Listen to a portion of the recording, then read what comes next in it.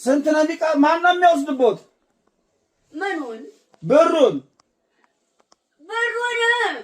አሁን ጡረታው ቦታ ከዚህ የጉልበቴና ጉልበቴ አይቆምም። እኔ ተራምጄ ደጅ አልወጣም። እሺ አሁን የጉልበቴና ጉልበቴ አይቆምም። እኔ ተራምጄ አልወጣም። አሁን ዘካራስ በመኪና ይዞ ጡረታው ቦታ ይወስደኛል። በመኪና አሁን ጡረታው ቦታ በወሰደበት 100 ብር መልሶ በመጣበት 100 ብር 200 ብር ሚካኤል ደግሞ ሚካኤል ሊያቆርቡ 300 ብር አቁርቦ ሲያመጣ 100 ብር 400 ብር በወር 400 ብር ከዛ ከጡረታው 600 ብር አይደል የሚቀረኝ? በሷ ነው እርጎ ዓርብ ዕለት ጾም ባልሆነ ቀን እሑድና ቅዳሜ እርጎ የምጠጣው። እሱ ግን ከእርሶ ይቀበላል? እሺ ብሎ እጁ እሺ ብሎ ይቀበላል? ይታዘዝለታል እጁ? እንዴ ስጡኝ ያጓጓዝኩበትን እያለ ነው። አፈሪ ብላ ስጡኝ ይላል። እንዴ ያጓጓዝኩበትን አለዛ መውሰድ አልችልም ይላል። ማይውሰደኝ ጡረታው። አፈሪ ብላ አፈር ያስበላው። በመኪና አሳፍሮ በጋሪውም ወጥቶ ወደዚያ ወሰደበትን 100 ብር። እሺ ጡረታው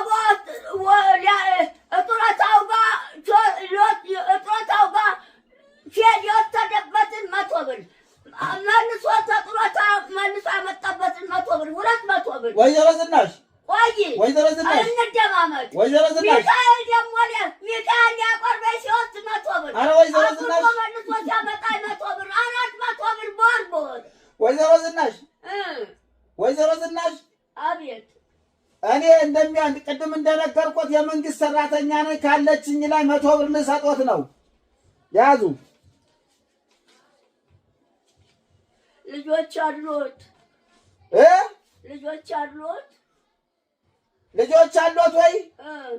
አዎ። ተኛ አብረው ታሉት ባለቤቱ ሚስቱ ጋር ነው የተወለዱት? አንድ ላይ ነው የምንኖረው፣ አንድ ላይ ልጆቹ። አዎ እነሱ አግብተው ነው የሚኖሩት። ታውን አብረው ታሉት ሚስቱ ላይ ነው ወይ የተወለዱ ልጆቹ? አዎ እኔ ሌላ አላውቅም። እንዴ ምን ነው? ኧረ በስመ አብ! የታቦት ጋብቻ። ኧረ ማንም አላውቅም። የታቦት ጋብቻ። እኔ አባቴ ወልዳ ታቦት ተሸካሚ ቄስ ናቸው።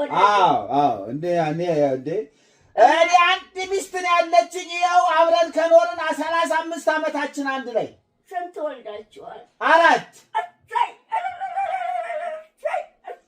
3 ወንድ 1 ሴት። ይሁን ይበቃል። አሁን ደግሞ እየተሰጣችሁ የእግዚአብሔር ፍሬ ወደ ውስጥ የሚጠንሱ አይደል? እውነት ነው። አሜን አሜን።